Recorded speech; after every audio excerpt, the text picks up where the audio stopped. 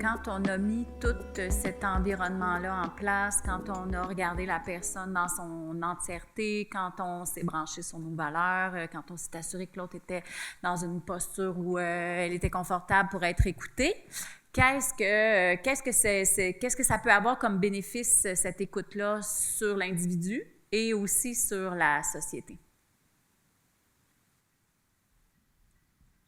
Une bonne écoute, ça a tellement d'effets positifs déjà. Une bonne écoute, ça permet une compréhension. Je comprends la personne parce que je l'ai écoutée. Une bonne écoute, ça amène aussi de la confiance.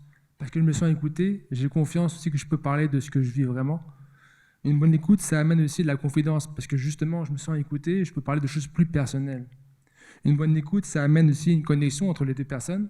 Et même parfois, ça amène une complicité.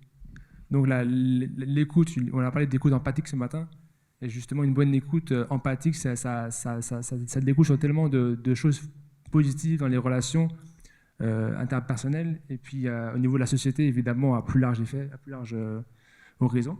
Donc c'est ce que je pourrais ajouter en tout cas sur ça. Et puis moi, j'ajouterais que ça réduit le stress. Donc, on vit dans une société stressante, de se sentir écouté, de prendre un arrêt, ça réduit le stress. Et puis, ça nous permet d'éliminer les préjugés aussi, parce que quand on écoute vraiment ce que la personne vit, on comprend mieux, puis ça nous empêche de rester pris dans des pensées qui n'avancent pas finalement.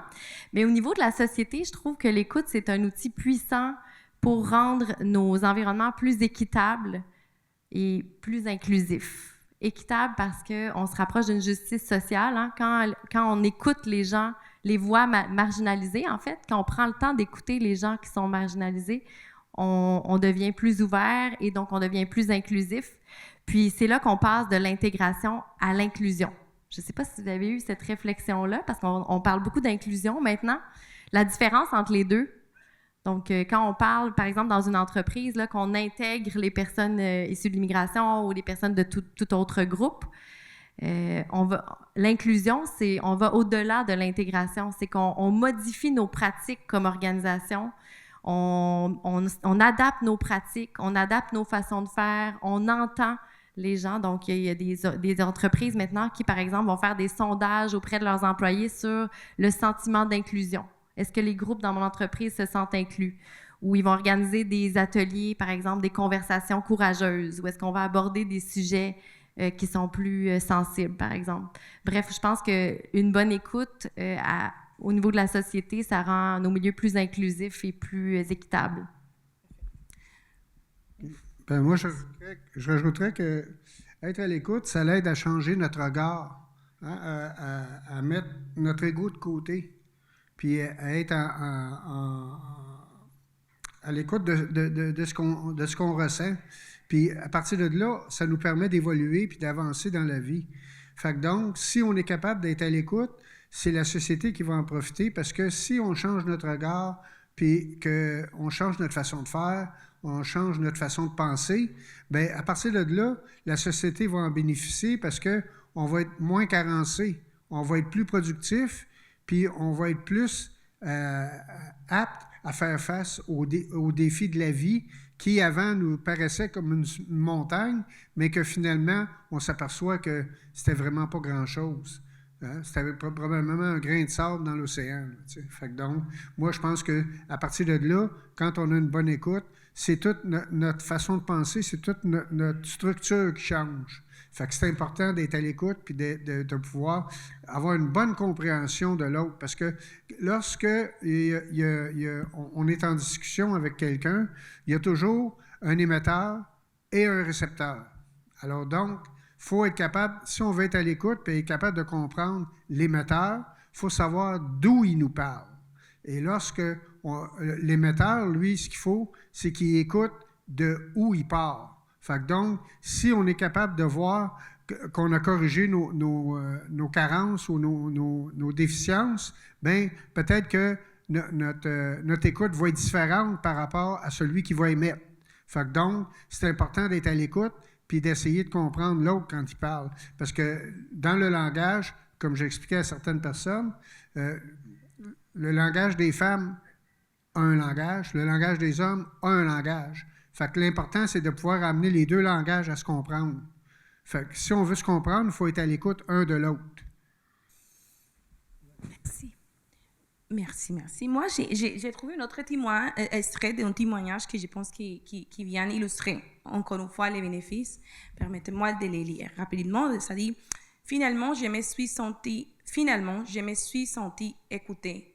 Et grâce à l'accompagnement, je peux acquérir la confiance en moi nécessaire pour faire face au stress lié à l'apprentissage d'une nouvelle langue, à l'impossibilité de trouver un emploi à cause de cette langue, en améliorant mon estime de soi, en appliquant ce que j'ai appris et comprenant l'importance de ne pas me négliger. Donc, voilà. Donc, ce témoin parle d'une réduction du stress, ça parle de renforcement de l'estime de soi, ça parle d'empowerment, et pourtant, ça a une incidence dans la santé mentale de cette personne, santé mentale positive de cette personne. Hein. Ça parle de ça. Donc, si on les voit dans cette personne, donc il sera capable ou sera mieux équipé pour intégrer une société. Donc, il pourra aller travailler, aller étudier, se sentir bien dans sa peau. Et ça va favoriser la participation dans une société. Donc, quand on travaille avec une personne à la fois, on touche en même temps la société. Parce qu'on fait partie de cette société. Donc, quand on travaille avec une personne, on touche en même temps la vie des personnes qui sont autour d'elle.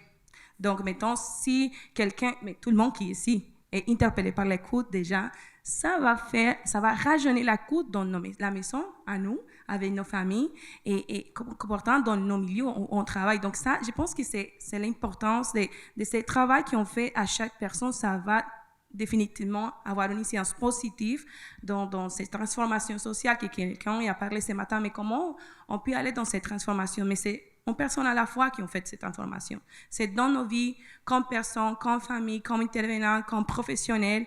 Quand on prend ça et on voit l'importance de tout ce changement de l'écoute, donc ça va avoir une incidence positive dans la santé mentale de la personne. Et si une personne est en santé mentale, on va avoir une société saine et plus inclusive également, bien sûr. Voilà. Merci. On a fait le tour de nos questions. Mais avant d'aller dans la salle, j'ai envie de vous demander si, entre vous, vous avez entendu quelque chose sur lequel vous avez le goût de rebondir ou d'approfondir, juste avant qu'on passe à la période de questions. Vous avez fait le tour.